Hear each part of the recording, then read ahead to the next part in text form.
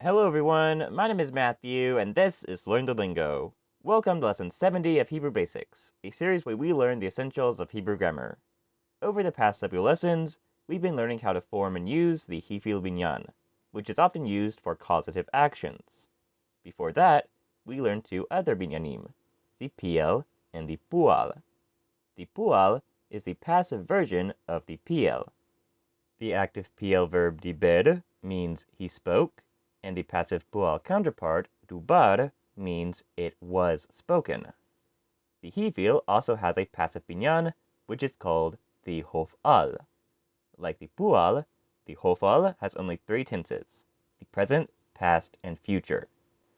Let's begin today by learning the present tense. To do this, we'll learn a new root, zain mem nun. In the Hiphil binyan, this root makes the infinitive lahazmin, to invite. That means that in the Hofal, this root will have the passive meaning being invited.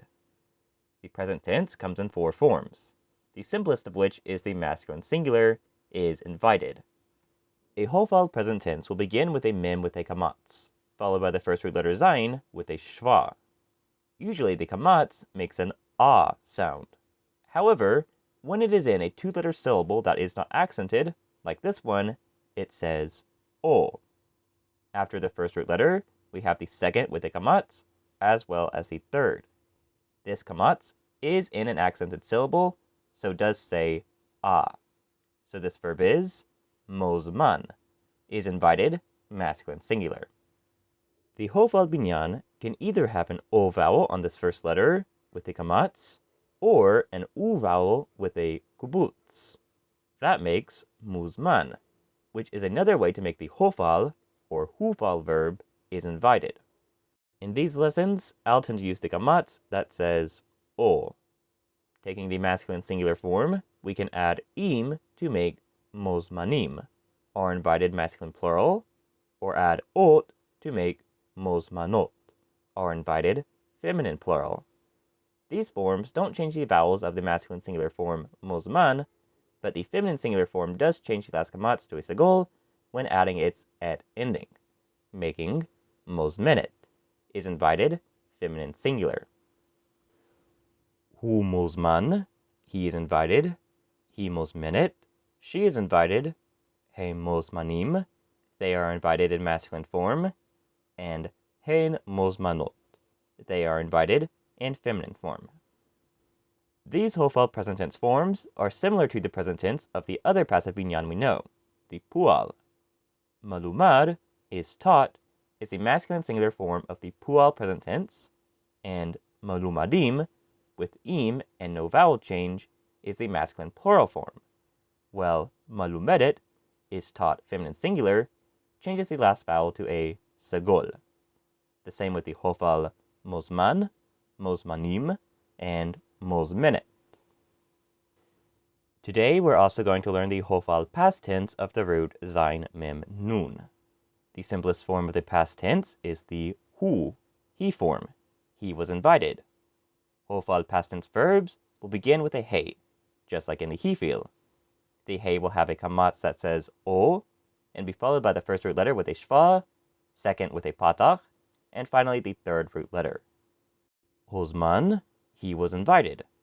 Quite similar to the masculine singular form of the present tense, mozman, just with a different prefix and a patach instead of a kamatz on the second root letter. As we've seen in other binyanim, the root pe ein lamed in this form of the past tense makes the name of the binyan, Hofal.